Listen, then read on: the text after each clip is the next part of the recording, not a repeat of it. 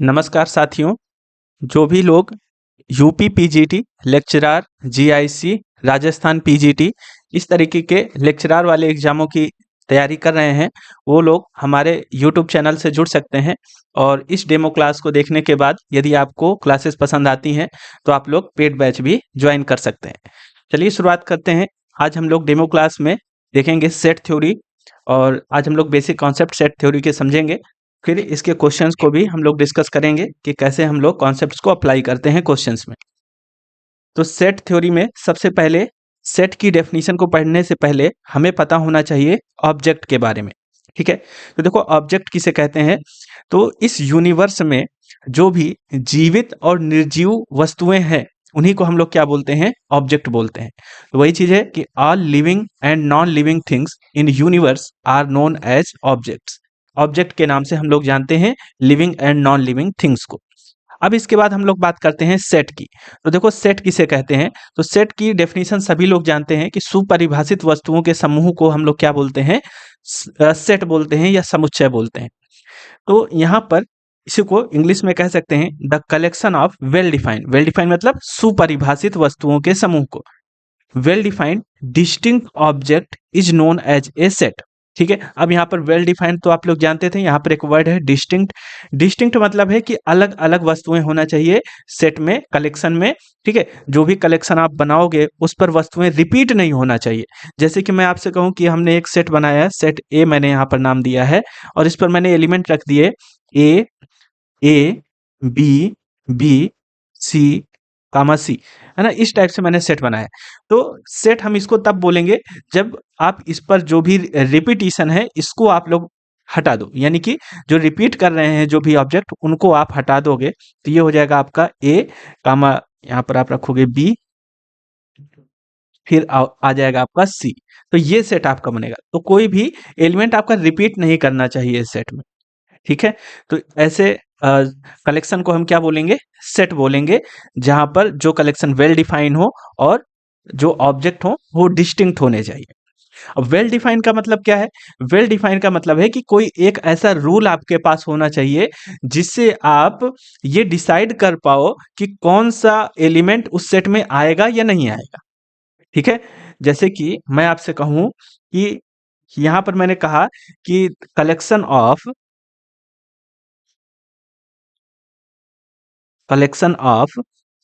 Students in class.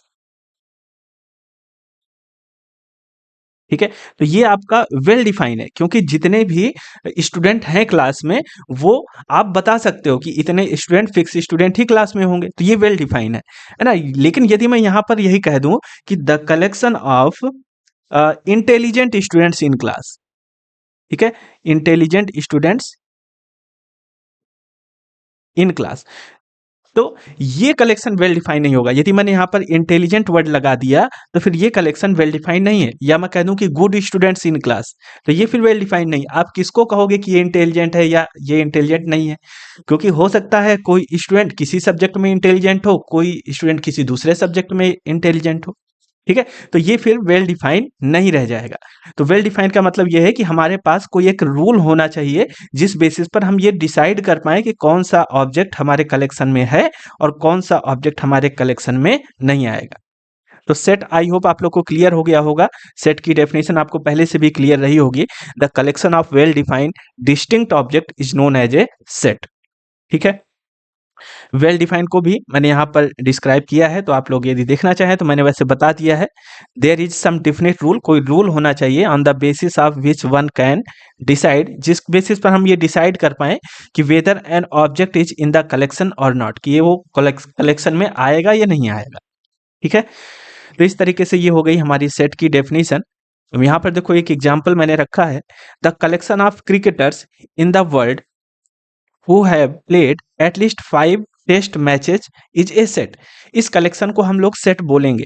किस collection को, यदि मैंने कहा एक कलेक्शन बनाइए क्रिकेटर्स का, है ना, संसार में उन जो भी क्रिकेटर्स हैं उन क्रिकेटर्स का एक कलेक्शन बनाइए जिन्होंने एट लीस्ट 5 टेस्ट मैचेस खेले हों, तो ये वेल डिफाइन हो गया, क्योंकि यहाँ पर एक रूल दे रखा है कि एट लीस्ट 5 टेस्ट मैचेस खेले होना चाहिए। ठीक है, तो वेल डिफाइन कर दिया यहाँ पर। ठीक है, तो सभी को नहीं आप रख सकते हो, यहाँ पर आप उन्हीं को रखोगे जो जिन्होंने कम से कम 5 टेस्ट मैचेस खेले होंगे।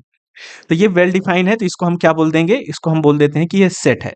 लेकिन यदि यहीं पर मैं ऐसा कह दूं कि the collection of good cricketers, तो ये कलेक्शन वेल डिफाइंड नहीं है, क्योंकि यहाँ पर आप किसको कहोगे कि अच्छा क्रिकेटर है या नहीं अच्छा क्रिकेटर, यहाँ पर कोई रूल नहीं है ना। तो यहाँ पर जब कोई रूल नहीं है, तो फिर ये जो कलेक्शन होगा गुड क्रिकेटर वाला, good good players of India वाला, ये हमारा सेट नहीं बनेगा, इज नॉट ए सेट। ठीक है, क्योंकि ये वेल डिफाइंड नहीं है। वही चीज मैंने यहाँ लिखा है कि because the term good player is wagyu and it is not well defined. ठीक है, तो इस तरीके के वर्ड जहां पर आ जाए, गुड प्लेयर, इंटेलिजेंट स्टूडेंट, तो ये हमारे वेल डिफाइंड नहीं होते हैं सेट कलेक्शन। ठीक है, तो आई होप आपको सेट अच्छे से क्लियर हो गया होगा। वैसे बहुत बेसिक चीजें है ना, आप लोग को पहले से भी पता रही होगी। चलिए आगे बढ़ते हैं।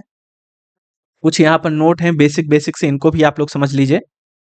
The object in the set is called its member और एलिमेंट। जो भी ऑब्जेक्ट होते हैं सेट के, उसको हम लोग क्या बोलते हैं, सेट का मेंबर बोल देते हैं या तो एलिमेंट बोलते हैं सेट का।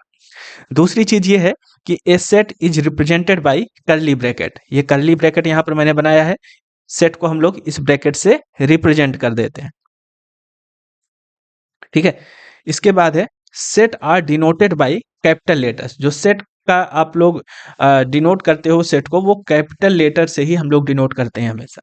और सेट के एलिमेंट को हमेशा स्मॉल लेटर से डिनोट किया जाता है। Elements of set are denoted by small letters. तो आई होप ये आपको क्लियर होगा।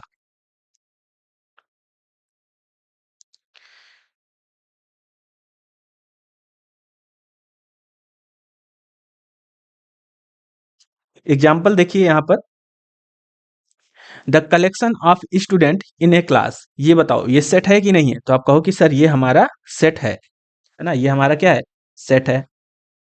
क्योंकि इस क्लास में जो भी स्टूडेंट होंगे वो हमारे क्या होंगे, फिक्स स्टूडेंट ही होंगे क्लास में। तो ये हमारा वेल डिफाइंड है। जैसे यहाँ पर कहा है कि the collection of all vowels in English alphabet, ये भी हमारा क्या है, सेट है। क्योंकि जो इंग्लिश अल्फाबेट में जो वॉवेल्स हैं वो क्या है, फिक्स है। 5 वॉवेल्स हम लोग को मिलते हैं इंग्लिश अल्फाबेट में, तो ये भी हमारा सेट है ना। The collection of all natural numbers, collection of all natural numbers, तो नेचुरल नंबर का सेट भी हमारा फिक्स है ना। कौन कौन से एलिमेंट नेचुरल नंबर में आएंगे, तो ये भी हमारा सेट है। फिर यहाँ पर देखो कहा गया है कि the collection of letters of the word examination. Examination word में जो भी लेटर्स आए हैं इनका कलेक्शन बनाइए, तो ये भी हमारे फिक्स एलिमेंट ही आए हैं, तो इसको हम लोग क्या बोलेंगे, सेट बोलेंगे। अब देखो इसका जैसे कि हम लोग बनाएंगे सेट, तो इसका कलेक्शन कैसे बनेगा, कोई भी वर्ड यहाँ पर रिपीट नहीं करेगा, जो वर्ड रिपीट कर रहे हैं उनको हटाना पड़ेगा। ठीक है, तो इस तरीके से हम लोग कलेक्शन बनाएंगे, और ये सभी वेल डिफाइंड कलेक्शन है, तो इन सभी कलेक्शन को हम क्या बोलेंगे, सेट बोल सकते हैं। ठीक है, तो ये कुछ एग्जाम्पल थे सेट के, आई होप आप लोग को क्लियर हो गए होंगे ये सभी। चलिए आगे बढ़ते हैं। देखो यहाँ पर एक क्वेश्चन है, इस क्वेश्चन में कहा गया है कि which of the following collection is set. 4 option आपके पास दिए गए हैं। पहले पर कहा गया है the collection of all girls in your class, the collection of all girls in your class. तो बताओ ये हमारा सेट होगा कि नहीं, तो आप कहो कि सर ये हमारा सेट होगा, क्योंकि जो क्लास में जो भी गर्ल्स होंगी वो फिक्स गर्ल्स ही होंगी, है ना। तो ये हमारा क्या होगा, सेट होगा।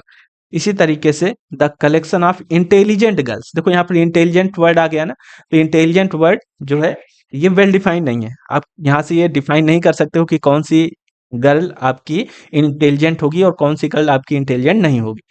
तो इंटेलिजेंट वर्ड से हम नहीं डिफाइन कर पाएंगे, तो ये हमारा नॉट ए सेट, ये सेट नहीं होगा। फिर इसी तरीके से यहाँ पर कहा गया है the collection of beautiful girls in your class. तो ये भी वर्ड आप यहाँ पर ये नहीं यहाँ से बता पाएंगे, डिफाइन कर पाएंगे कि कौन सी गर्ल को आप ब्यूटीफुल बोलोगे और कौन सी गर्ल को आप ब्यूटीफुल नहीं बोलोगे। तो ये कलेक्शन भी हमारा क्या होगा, सेट नहीं होगा। सेट होने के लिए कलेक्शन वेल डिफाइन होना चाहिए। ठीक है, और ये ब्यूटीफुल गर्ल का जो कलेक्शन है ये आपका वेल डिफाइंड नहीं है। आप यहाँ से बता नहीं सकते कि कौन सी गर्ल को आप ब्यूटीफुल बोलोगे और कौन सी गर्ल को नहीं ब्यूटीफुल बोलोगे। ठीक है, क्योंकि जो गर्ल आपको ब्यूटीफुल नहीं लग रही है, हो सकता है किसी को वो भी ब्यूटीफुल लगेगी, है ना। तो यहाँ से हम लोग ये डिफाइन नहीं कर पाएंगे। द कलेक्शन ऑफ टाल गर्ल्स इन योर क्लास। अब देखो इसको भी हम लोग यहाँ पर डिफाइन नहीं कर पाएंगे, जैसे टाल गर्ल्स कह दिया है तो किसको आप टाल कहोगे और किसको स्मॉल कहोगे। तो ये वर्ड जो है ये भी आपका वेल डिफाइन नहीं है, टाल गर्ल्स, तो ये भी हमारा सेट नहीं कहलाएगा। ठीक है, तो ये बेसिक कॉन्सेप्ट है। यदि आप लोगों ने बेसिक कॉन्सेप्ट समझे अच्छी तरीके से तो ये सब क्वेश्चन बहुत मतलब बेसिक बातें हैं। तो आई होप आपको ये समझ में आया होगा। तो हमारा केवल ऑप्शन ए ही ऐसा है जिस कलेक्शन को हम लोग बोल सकते हैं कि ये सेट होगा। तो यहाँ पर आप लोग ए को सही कर सकते हैं। चलिए आगे बढ़ते हैं। अब देखो रिप्रेजेंटेशन ऑफ सेट्स, सेट को हम लोग किस तरीके से रिप्रेजेंट कर सकते हैं। तो सेट को हम लोग रिप्रेजेंट करने के लिए, सेट को रिप्रेजेंट करने के लिए हमारे पास दो मेथड हैं। एक है रोस्टर मेथड और दूसरा है सेट बिल्डर मेथड। दो मेथड होते हैं हमारे पास। रोस्टर मेथड को ही हम लोग टेबुलर मेथड बोल देते हैं और रोस्टर मेथड को ही हम लोग लिस्टिंग मेथड बोल देते हैं, जिसमें एलिमेंट को हम लोग करली ब्रैकेट के अंदर कामा लगा लगा करके लिख देते हैं। सेट बिल्डर मेथड को हम लोग रूल मेथड बोलते हैं या प्रॉपर्टी मेथड बोलते हैं। इस मेथड में हम लोग सेट की कोई एक प्रॉपर्टी लिख देते हैं, जो भी सेट की प्रॉपर्टी होती है वो केवल प्रॉपर्टी मेंशन कर देते हैं, एलिमेंट को यहाँ पर डिस्क्राइब करके नहीं लिखा जा सकता। ठीक है, दोनों ही मेथड आपके अच्छे मेथड है ना, क्योंकि जैसे कि कोई एक जैसे सेट है, अब जैसे सेट ऑफ नेचुरल नंबर है तो आप क्या सेट बनाओगे तो उस पर क्या 1 2 3 4 आप सभी एलिमेंट इसके लिख पाओगे क्या, नहीं लिख पाओगे ना।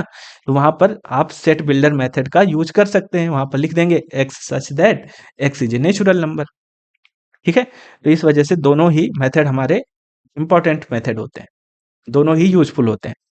ठीक है, चलिए ये भी हो गया आपका रिप्रेजेंटेशन ऑफ सेट। दो मेथड हो गए, एक रोस्टर मेथड हो गया जिसको हम लोग टेबुलर मेथड बोलते हैं और दूसरा सेट बिल्डर मेथड, ये भी आप लोगों ने समझ लिया। चलिए आगे बढ़ते हैं। देखो टेबुलर मेथड में क्या होता है, टेबुलर मेथड या इसी को हम लोग बोलते हैं रोस्टर या लिस्टिंग मेथड।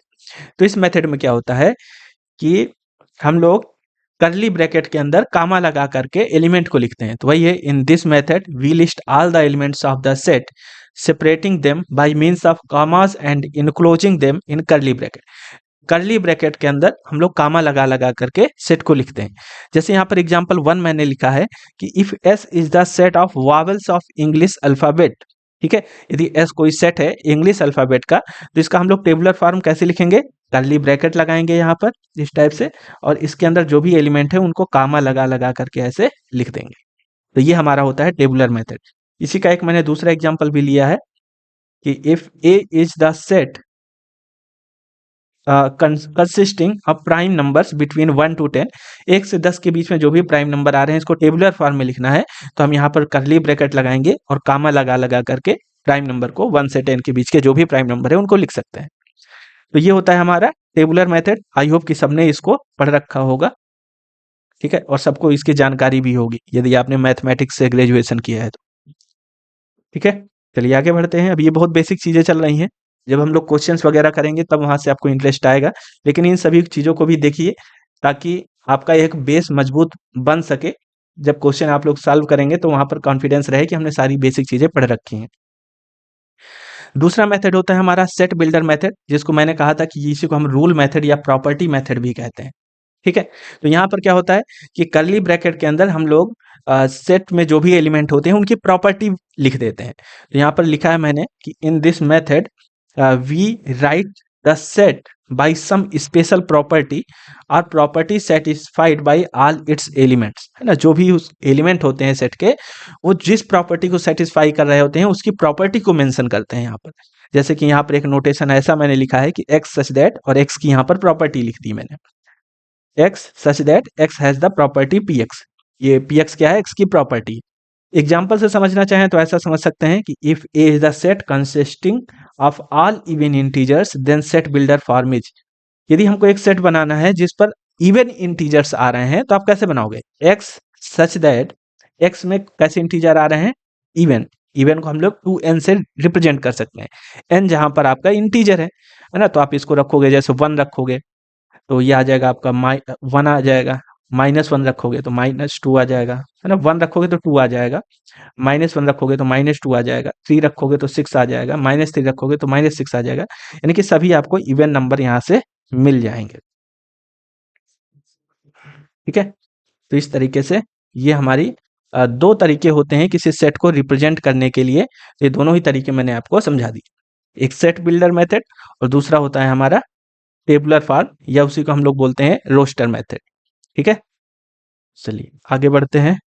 अब हम बात करेंगे टाइप्स ऑफ सेट की।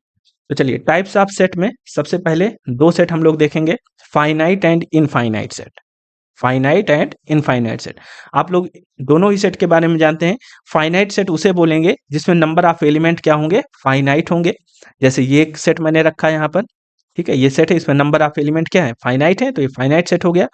दूसरा देखो मैंने एग्जांपल रखा है, the set of months in a year is a finite set ना, क्योंकि इस जो भी मंथ है 12 महीने होते हैं एक साल में, तो ये हम लोग गिन सकते हैं, नंबर ऑफ एलिमेंट इस पर कितने हैं, फाइनाइट हैं, तो इसको हम लोग फाइनाइट सेट बोलते हैं। इसी तरीके से इनफाइनाइट सेट क्या होता है, एक ऐसा सेट जिस पर नंबर ऑफ एलिमेंट क्या होंगे, इनफाइनाइट होंगे। तो इनफाइनाइट सेट में if the elements of a set are infinite in numbers then the set is called an infinite set. अब जैसे मैंने एक सेट ले लिया सेट ऑफ नेचुरल नंबर का, तो ये कैसा सेट हो गया, इनफाइनाइट सेट हो गया, क्योंकि इस पर नंबर ऑफ एलिमेंट कितने हैं, इनफाइनाइट है। इसी तरीके से जैसे एक एग्जांपल मैंने लिया, the set of all lines in plane, यानी कि प्लेन में कितनी लाइनें खींची जा सकती हैं, तो किसी प्लेन में आप इनफाइनाइट लाइन खींच सकते हो, तो ये भी हमारा एक इनफाइनाइट सेट का एग्जाम्पल हो गया। ठीक है, तो आई होप ये दोनों सेट आपको क्लियर हो गए होंगे। ज्वाइंट एंड डिसज्वाइंट सेट, अब देखो ज्वाइंट सेट क्या होता है और डिसज्वाइंट सेट क्या होता है, दोनों ही इंपॉर्टेंट है ना, आपको डेफिनेशन पता होना चाहिए, बहुत बेसिक चीज है लेकिन नहीं पता होती है लोगों को। तो देखो ज्वाइंट सेट किसे कहेंगे, तो ज्वाइंट सेट हम लोग बोलते हैं two sets A and B are set to be joint if A and B has at least one common element between them, है ना, यदि हमारे पास दो सेट हैं ए और बी, इन दोनों में कोई भी एक एलिमेंट यदि कॉमन हो जाएगा तो इन दोनों को ज्वाइंट बोलेंगे। ठीक है, यदि दो सेट आपको गिवन है और दोनों में यदि कोई भी एक एलिमेंट कॉमन हो जाता है तो उसको ज्वाइंट सेट बोलते हैं, अदरवाइज यदि कोई भी एलिमेंट कॉमन नहीं है तो फिर डिसज्वाइंट सेट बोलेंगे। ठीक है, तो ये आपको समझ में आया ज्वाइंट सेट। यहाँ पर मैंने जो एग्जांपल लिया है इस पर आप देख सकते हैं ए और बी, तो इस पर एलिमेंट कॉमन है कि नहीं, तो आप कहोगे कि इस पर सर डी एलिमेंट कॉमन है ना, एक भी एलिमेंट कॉमन है, तो इस वजह से ये ज्वाइंट सेट हो गया। इसी तरीके से आगे बढ़ते हैं, डिसज्वाइंट सेट। जैसे डिसज्वाइंट सेट की हम बात कर रहे हैं, तो डिसज्वाइंट सेट में, हाँ डिसज्वाइंट सेट, यदि कोई दो सेट है हमारे पास और उन्हें हम डिसज्वाइंट तब बोलेंगे जब उन दोनों में कोई भी कॉमन एलिमेंट ना हो उनके बीच में। तो यहाँ पर आप लोग देख रहे हैं कि हमारे पास जो एग्जांपल है, ए एग्जांपल ये है और बी एग्जांपल ये है, इनमें आप देख रहे हैं कि कोई भी एलिमेंट कॉमन नहीं है। ठीक है, इधर ए बी सी डी है, इधर एक्स वाई जेड है, तो इनमें कोई भी एलिमेंट कॉमन नहीं है, इस वजह से ये दोनों क्या है, डिसज्वाइंट सेट है। तो ये बेसिक चीजें हैं, पता होती हैं लोगों को, लेकिन फिर भी इनकी डेफिनेशन क्लियर नहीं होती है, जैसे डिसज्वाइंट और ज्वाइंट सेट की डेफिनेशन थी। तो यहाँ से इस तरीके की बेसिक चीजें आपको पता होना चाहिए यदि आप लेक्चरार की तैयारी कर रहे हैं, ठीक है, पीजीटी की तैयारी कर रहे हैं, पीजीटी स्तर की तैयारी कर रहे हैं, तो ठीक है, तो ये सारी चीजें आप लोग को क्लियर हो गई होंगी। चलिए आगे बढ़ते हैं। देखिए, अब हम लोग बात करेंगे इक्वल एंड इक्विवेलेंट सेट के बारे में। ठीक है, तो इक्वल और इक्विवेलेंट सेट आप देखिए कि आपको पता है या नहीं पता है। तो इक्वल सेट तो आपको पता होगा कि दो सेट हम लोग इक्वल कब बोलेंगे, जब उनके जो एलिमेंट हैं वो क्या हो, आइडेंटिकल हो, है ना, सेम सेम एलिमेंट हो दोनों ही सेट में, तब हम लोग क्या बोलते हैं, इक्वल सेट बोलते हैं दो सेट को। जैसे कि आप यहाँ पर देख सकते हैं कि ये एक सेट है ए जिस पर एलिमेंट है 2, 4, 6, बी सेट है, इस पर एलिमेंट है 4, 2, 6। तो ये दोनों ही सेट में आप देख रहे हैं कि एलिमेंट सेम है ना, 2 दोनों में आ रहा है, 4 दोनों में आ रहा है, 6 भी दोनों में आ रहा है, तो ये दोनों सेट इक्वल कहलाएंगे। ऐसा नहीं कोई सोचेगा कि सर यहाँ पर ऑर्डर अलग है तो सेट अलग हो गए, तो यहाँ पर इसी वजह से मैंने लिख दिया है कि order in which the elements are listed is immaterial, है ना, जो जिस भी ऑर्डर में ये सेट लिस्टेड है, तो वो ऑर्डर मैटर नहीं करता कि आप सोचो कि ऑर्डर यहाँ पर डिफरेंट है, एलिमेंट सेम होना चाहिए, ऑर्डर कुछ भी हो सकता है। तो आई होप आपको ये समझ में आया होगा। ठीक है, इक्वल सेट यानी कि जो एलिमेंट है वो आइडेंटिकल होना चाहिए। इसी तरीके से यहाँ पर एक एग्जांपल आप देख सकते हैं कि एक सेट मैंने लिया 2, 4, 8 और दूसरा सेट मैंने ले लिया 2, 4, 4, 8, 8 इस तरीके। तो यहाँ पर भी आप कहोगे कि दोनों सेट इक्वल ही हैं, क्योंकि there is no effect of repetition of element, है ना। सेट में यदि कोई एलिमेंट रिपीट कर रहा है तो उसका कोई मतलब नहीं है कि नंबर ऑफ एलिमेंट्स बढ़ गए। तो दोनों में ही आप देख रहे हो कि 2, 4, 8 दोनों में ही सेम एलिमेंट हैं, आइडेंटिकल हैं दोनों, तो हम लोग क्या बोलेंगे, इक्वल सेट दोनों को ही बोलेंगे। अब हम बात कर लेते हैं इक्विवेलेंट सेट की। तो जैसे यहाँ पर हमने देखा है कि एलिमेंट इक्वल होना चाहिए, है ना, आइडेंटिकल एलिमेंट होने चाहिए इक्वल सेट में। उसी तरीके से इक्विवेलेंट सेट में क्या होना चाहिए कि नंबर ऑफ एलिमेंट इक्वल होना चाहिए, ठीक है। जैसे मैं इक्विवेलेंट सेट की अब बात कर रहा हूं, तो यहां पर क्या होगा, two sets A and B set to be equivalent set if they have equal number of element, है ना। नंबर ऑफ एलिमेंट्स दोनों में इक्वल होना चाहिए। जैसे यहाँ पर मैंने एक सेट लिया ए इजकल टू 1, 2, 3 और बी सेट मैंने ले लिया x, y, z। तो देखो दोनों में एलिमेंट तो डिफरेंट है, लेकिन नंबर ऑफ एलिमेंट इस पर भी 3 है और number of element B set में भी 3 है। तो इसको हम लोग क्या बोलेंगे, इक्विवेलेंट सेट बोलेंगे, और इस नोटेशन से हम लोग डिनोट करते हैं इक्विवेलेंट सेट को, ठीक है। तो आई होप ये क्लियर हो गया होगा आपको, दोनों ही इक्वल सेट और इक्विवेलेंट सेट। अब यहाँ पर देखो एक रिमार्क है, each pair of equal set are equivalent set, ठीक है। इक्वल सेट जो होगा वो इक्विवेलेंट सेट होगा। क्यों होगा, क्योंकि इक्वल सेट में दोनों में ही नंबर ऑफ एलिमेंट इक्वल होंगे, क्योंकि आइडेंटिकल एलिमेंट होते हैं, तो नंबर ऑफ एलिमेंट इक्वल होंगे तो इक्विवेलेंट सेट होगा। But equivalent set need not be equal set, ठीक है। लेकिन इक्विवेलेंट सेट इक्वल सेट नहीं हो सकता, क्योंकि इक्विवेलेंट सेट जो होगा उसमें जो है हमारे डिफरेंट एलिमेंट भी हो सकते हैं, ठीक है। जैसे यहाँ पर आप लोग देख रहे हो इस केस में, तो ये केस ऐसा है कि दोनों में ही डिफरेंट एलिमेंट, आइडेंटिकल एलिमेंट नहीं है, नंबर ऑफ एलिमेंट तो सेम है लेकिन आइडेंटिकल एलिमेंट नहीं है, इस वजह से ये इक्वल सेट नहीं होगा। तो ऐसा जरूरी नहीं है कि इक्विवेलेंट सेट इक्वल सेट हो जाए, लेकिन ये जरूरी है कि इक्वल सेट है तो वो इक्विवेलेंट सेट जरूर कहलाएगा आपका, ठीक है। चलिए अब हम बात कर लेते हैं सबसेट एंड सुपरसेट की। सबसेट क्या होता है और सुपरसेट क्या होता है। देखो सबसेट और सुपरसेट समझते हैं। A and B, be two non empty sets, ठीक है, दो हमारे पास नॉन एम्प्टी सेट है। If each element of set A is an element of set B, यदि सेट ए का हर एक एलिमेंट सेट बी में आ रहा है तो हम लोग सेट ए को क्या बोलेंगे, सबसेट बोल देते हैं, और सेट बी को क्या बोलेंगे, सेट ए का सुपरसेट बोल देते हैं, ठीक है। चलिए आगे बढ़ते हैं। जैसे एग्जाम्पल यहाँ पर आप ले सकते हैं कि ए सेट मैंने 1 2 3 लिया और बी यहाँ पर 1 2 3 4 5 लिया, तो ए का हर एक एलिमेंट सेट बी में बिलोंग कर रहा है, और यदि सेट ए का हर एक एलिमेंट बी में बिलोंग कर रहा है तो ए को हम क्या बोलेंगे, सबसेट बोलेंगे, और A is a subset of B. लेकिन बी को क्या बोलेंगे, बी को ए का सुपरसेट बोलेंगे, ये भी बात आपको ध्यान रखना है, ठीक है। चलिए आगे बढ़ते हैं।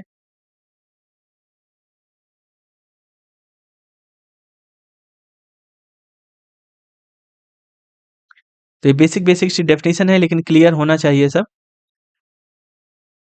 देखिए ऐसा होता है कि जब ये बेसिक चीजें बिल्कुल एकदम से क्लियर होती हैं, मजबूत होती हैं, बिल्कुल तैयार होती हैं, तब जो क्वेश्चंस करते हैं तब उन क्वेश्चंस को करने में भी अंदर से कॉन्फिडेंस आता है कि नहीं, हमने एक तरफ से सारी चीजें हमारी कंप्लीट हैं बेसिक वाली, ठीक है। फिर क्वेश्चंस भी करने में मजा आता है। लेकिन यदि बेसिक चीजें ही नहीं पता होती हैं तो फिर क्वेश्चन करने में भी कॉन्फिडेंस नहीं आता है, ये होता है कि अभी हमको ये भी नहीं पता, वो भी नहीं पता। तो इस वजह से बेसिक चीजें बढ़िया तरीके से तैयार कर लीजिए, नोट्स बना लीजिए, और आप फिर इसके बाद हम लोग क्वेश्चंस भी अच्छे लेवल के ट्राई करेंगे। अब देखो यहाँ पर रिमार्क है कि each set is a subset of itself, her set स्वयं का सबसेट होता है, ये आपको ध्यान रखना है, ठीक है। ए सेट है तो ये सबसेट होगा किसका, ए का, ये ऑलवेज ट्रू है। इसी तरीके से if A has n element then number of subset of set A कितना होता है, 2n। ये आपको पता होगा कि यदि किसी सेट में जैसे 1 2 दो एलिमेंट है इस सेट में, तो इस पर हम लोग कहें कि इसके सबसेट कितने बन सकते हैं, तो आप कहोगे कि सर इसके सबसेट बन सकते हैं, subset of A is equal to 2n। दो एलिमेंट है ना यहाँ पर, तो 2n यानी 2, तो 2 कितना हो गया, 4। अब आप कहोगे सर 4 सबसेट कौन कौन से हो सकते हैं, तो 4 सबसेट जो इम्प्टी सेट होता है वो इसका सबसेट होता ही होता है, फिर 1, फिर 2, फिर 1, 2, तो ये सभी सेट ए के क्या होंगे, सबसेट होंगे। तो ये भी आपको पता होना चाहिए कि इम्प्टी सेट सभी सेट का सबसेट होता है। अभी जब आगे इम्प्टी सेट या नल सेट पढ़ेंगे तो वहां पर मैं आपको बता दूंगा, ठीक है। तो ये भी बात आपको समझ में आ गई। चलिए आगे बढ़ते हैं। प्रॉपर सबसेट किसे कहते हैं। तो प्रॉपर सेट सबसेट हम लोग किसे कहते हैं, यहाँ पर आप समझेंगे कि if each element of A is in set B, set A का सभी एलिमेंट सेट बी में है, but set B has at least one element which is not in A, यानी कि सेट बी में कम से कम एक एलिमेंट ज्यादा होना चाहिए, देन सेट ए को हम क्या बोलेंगे, प्रॉपर सबसेट बोलेंगे सेट बी का। इसको हम लोग इस साइन से डिनोट करते हैं, ठीक है, इस वाले से। तो जैसे यहाँ पर हमने ले लिया n 1 2 3 4 नेचुरल नंबर, और इंटीजर का मैंने एक सेट ले लिया, ये आप देख रहे हैं कि सेट n के सभी एलिमेंट कंटेन हो रहे हैं कहाँ पर, सेट n के सभी एलिमेंट आ रहे हैं सेट i में, लेकिन सेट i में कुछ एलिमेंट अधिक हैं, सेट n से कुछ एलिमेंट अधिक हैं, ठीक है। तो हम लोग n को क्या बोलेंगे, n कंटेन हो जाएगा i में, इस टाइप से हम लोग डिनोट करते हैं, या हम ऐसा कह सकते हैं कि n प्रॉपर सबसेट है i का, ठीक है। चलिए आगे बढ़ते हैं। देखो जो सबसेट होता है ना, वहां पर इस टाइप से होता है, ये वाला साइन तो होता है और इक्वल टू का भी साइन होता है, लेकिन यहाँ पर इक्वल टू का साइन नहीं होता। यहाँ पर कंडीशन ये होती है कि ए और बी सेट इक्वल भी हो सकते हैं, ठीक है, लेकिन यहाँ पर यदि इक्वल हो जाएंगे तो फिर प्रॉपर सबसेट नहीं बनेगा। प्रॉपर सबसेट होने के लिए कंडीशन यही है कि कम से कम एक एलिमेंट बी सेट में ज्यादा होना चाहिए, तभी वो प्रॉपर सबसेट होगा, नहीं तो फिर वो तो सबसेट हो ही रहा था, ठीक है। तो ये ध्यान रखना है। प्रॉपर सबसेट समझ में आ गया, चलिए आगे बढ़ते हैं। रिमार्क है, if A has n element, ठीक है, यदि ए के पास, किसी सेट ए के पास एन एलिमेंट है, तो नंबर ऑफ प्रॉपर सबसेट कितने बनते हैं, 2 की पावर n माइनस 1। अब आप कहो कि सर यहाँ पर प्रॉपर सबसेट में 2 की पावर n माइनस 1 क्यों हो गया, तो देखो जैसे अभी हमने नंबर ऑफ सबसेट पढ़ा था, नंबर ऑफ सबसेट, तो नंबर ऑफ सबसेट कितना होता है, तो आप कहोगे कि सर नंबर ऑफ सबसेट था हमारा 2 की पावर n, तो यहाँ पर 2 की पावर n माइनस 1 हो गया है प्रॉपर सबसेट में, प्रॉपर सबसेट में 2 की पावर n माइनस 1 हो गया। तो ये कैसे हो गया, तो कौन सा सबसेट हम लोग नहीं लेंगे, जैसे मैंने आपसे कहा था कि हमारे पास सेट ए है और इस पर एलिमेंट हमने रखे हैं ए कामा बी, ठीक है, तो इसके यदि हम लोग सबसेट बनाएंगे तो कितने सबसेट बनेंगे, तो आप कह रहे थे कि 2 की पावर n, दो एलिमेंट है तो 2 की पावर 2 यानी 4 हो जाएगा। 4 सबसेट भी मैंने आपको बताया था, एक हो गया था 5, दूसरा हो गया था ए, तीसरा हो गया था बी, और चौथा हो गया था ए कामा बी, ठीक है, ये सबसेट हो गए थे। अब यदि मैं प्रॉपर सबसेट की बात करूंगा, तो प्रॉपर सबसेट में कौन सा सबसेट आप छोड़ दोगे, कोई बता सकता है, प्रॉपर सबसेट में कौन सा सबसेट छोड़ोगे, तो प्रॉपर सबसेट में ये वाला सबसेट छूट जाएगा, क्योंकि ये सेट के ही इक्वल होता है, ठीक है। तो एक सेट हमारा यहाँ से माइनस हो जाएगा, तो हमारे यहाँ पर बचेंगे 5 ए, ठीक है, और बी, ये इसके सबसेट में प्रॉपर सबसेट बनेंगे, ठीक है। तो ये वाला आप लोग छोड़ छोड़ देंगे जब प्रॉपर सबसेट की बात करेंगे। तो इस वजह से नंबर ऑफ प्रॉपर सबसेट कितने होते हैं, 2 की पावर n माइनस 1 हो जाते हैं, ठीक है। बेसिक चीज है, लेकिन एग्जाम में पूछी जा सकती है, ये पीसीएस के पेपर में एक क्वेश्चन पूछा गया था, ये वाला नंबर ऑफ प्रॉपर सबसेट वाला। चलिए आगे बढ़ते हैं।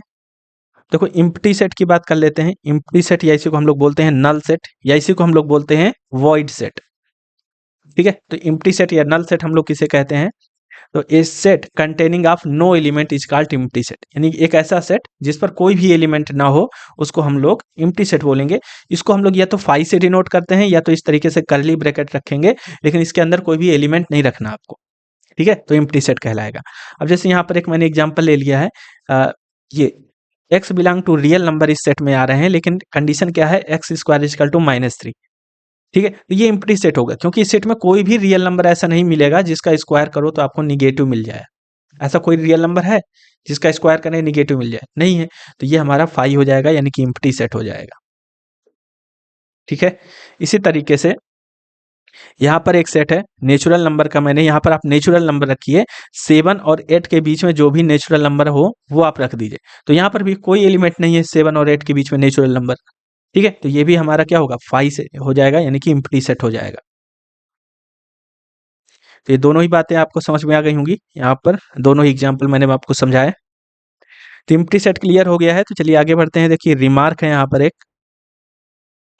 देखिए द सेट जीरो, जैसे एक यहाँ पर मैंने ब्रैकेट बनाया कर्ली ब्रैकेट, लेकिन इसके बीच में एक एलिमेंट रख दिया जीरो, तो ऐसा नहीं कोई समझेगा कि सर जीरो ही तो रखा है, एम्प्टी है, ऐसा नहीं। कोई भी एलिमेंट यदि आ गया तो फिर वो एम्प्टी सेट नहीं है, एम्प्टी सेट है तो उसके बीच में कुछ रखना नहीं है एलिमेंट, तो वही है, the empty set zero, the set singleton zero is not an empty set as it contains the element zero, क्योंकि यहाँ पर जीरो एलिमेंट आ गया है। अब यदि यहाँ पर आप करली ब्रैकेट के अंदर फाई रख दोगे, है ना, एक एलिमेंट तो आ गया ना फाई, तो ये हमारा फिर नल सेट नहीं बनेगा या एम्प्टी सेट नहीं बनेगा, क्योंकि इस पर एक एलिमेंट फाई आ गया है। ठीक है, यदि फाई ऐसे लिखा होता केवल ऐसे, तब ये होता है एम्प्टी सेट, एम्प्टी सेट। लेकिन यदि इस पर ऐसे रख दिया है ना, यानी कि सेट के अंदर एक एलिमेंट आ गया, तो फिर ये हमारा एम्प्टी सेट नहीं कहलाएगा। इसी तरीके से एम्प्टी सेट और null set is a subset of each set. जैसे मैंने अभी ऊपर बताया था ना आपको, जब सबसेट बताया था वहां पर मैंने कहा था एम्प्टी सेट या फाई हमारा सभी सेट का क्या होता है, सबसेट होता है। तो ये भी चीज यहाँ पर मैंने लिख दी है नोट के रूप में कि एम्प्टी सेट या नल सेट सभी सेट का सबसेट होता है। ठीक है, तो यहां तक चीजें आपको क्लियर हो गई होंगी। चलिए आगे बढ़ते हैं। अब बात करते हैं सिंगलटन सेट की। सिंगलटन सेट का मतलब होता है कि ऐसा सेट जिस पर केवल एक एलिमेंट आ जाए, उसे हम क्या बोलते हैं, singleton set. A set containing of only one element is called a singleton set. केवल एक एलिमेंट आना चाहिए। जैसे यहाँ पर एक एग्जांपल मैंने लिया है, एक्स नेचुरल नंबर बिलोंग कर रहा है 11 और 13 के बीच में, वो एलिमेंट बताइए जो नेचुरल नंबर हो। तो आप कहो कि सर यहाँ पर केवल एक ही एलिमेंट आएगा इस सेट में, 12, है ना। तो ये 12 हमारा एक ही एलिमेंट आ रहा है इस ए सेट में, तो इसको हम क्या बोलेंगे, सिंगलटन सेट बोल देंगे। ठीक है, चलिए अब बात करते हैं पावर सेट की। पावर सेट क्या होता है, तो पावर सेट होता है सेट ऑफ सबसेट, है ना। पावर सेट क्या होता है, set of subsets.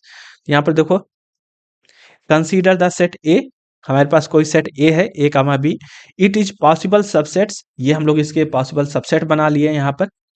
Then the set of all these subset is called power set, है ना।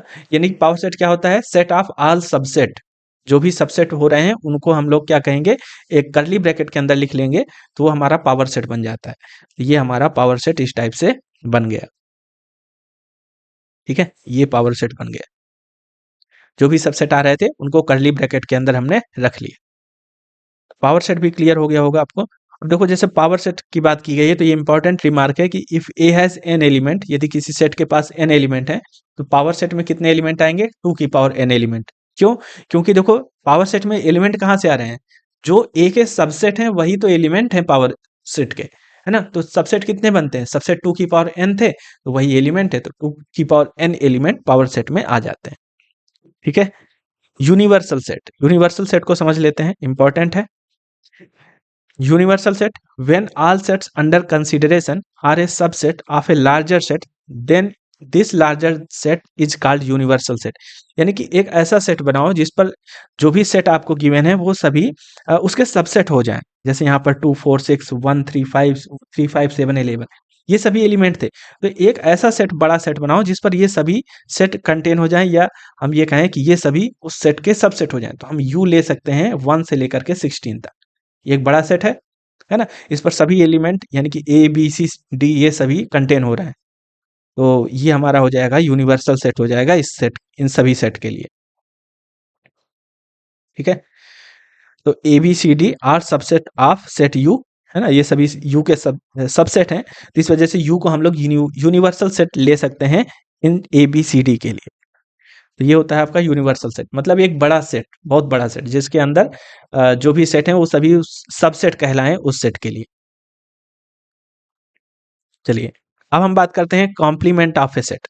तो कॉम्प्लीमेंट ऑफ सेट क्या होता है, इसको भी समझते हैं।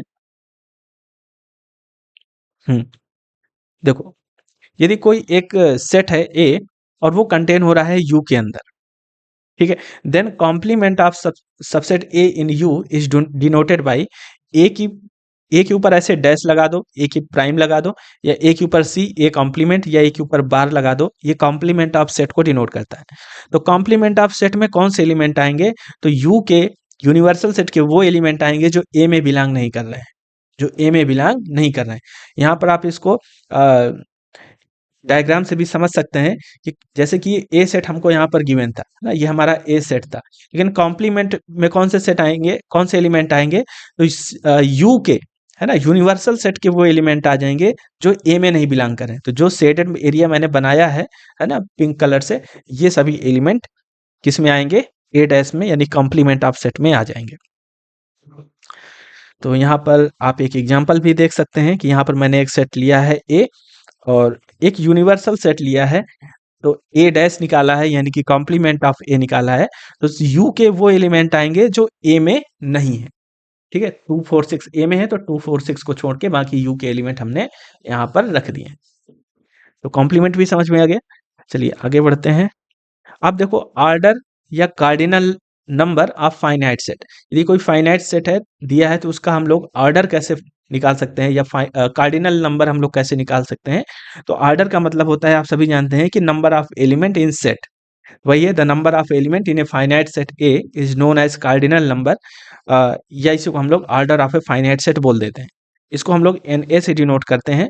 तो जैसे ए सेट हमारे पास ये गिवन है 1 2 3 4, तो इस पर नंबर ऑफ एलिमेंट कितने हैं, 4 एलिमेंट हैं। तो ये हमारा क्या हो जाएगा, कार्डिनल नंबर हो जाएगा या ऑर्डर ऑफ सेट हो जाएगा, ठीक है। तो आई होप यहाँ तक की चीजें आप लोग को क्लियर हो गई होंगी। तो ये हमारी डेमो क्लास थी, इस वजह से हम लोग इस क्लास को यहीं तक रखेंगे। तो इसके आगे की जो चीज़ें हैं वो हम लोग पेड क्लासेस में पढ़ेंगे। तो जो भी हमारे साथी इंटरेस्टेड हो, लेक्चरर के लिए तैयारी कर रहे हो, पीजीटी के लिए तैयारी कर रहे हो, तो आप लोग हमसे कांटेक्ट कर सकते हैं और कंप्लीट पेड लेक्चर्स ज्वाइन कर सकते हैं और इन सभी चीज़ों को आप लोग आसानी से सीख सकते हैं, ठीक है। बाकी डेमो क्लासेस के अलावा और भी इम्पोर्टेंट वीडियोस आप लोग को इस चैनल पर मिलती रहेंगी। तो आप लोग इस चैनल को सब्सक्राइब करके रखें, बेल आइकन इस चैनल का दबा करके रखें, ताकि जो भी वीडियोस पढ़ें इम्पोर्टेंट कॉन्सेप्ट पर तो वो आप लोग को मिलती रहें और आप लोग चीज़ें सीखते रहें, ठीक है। Thank you.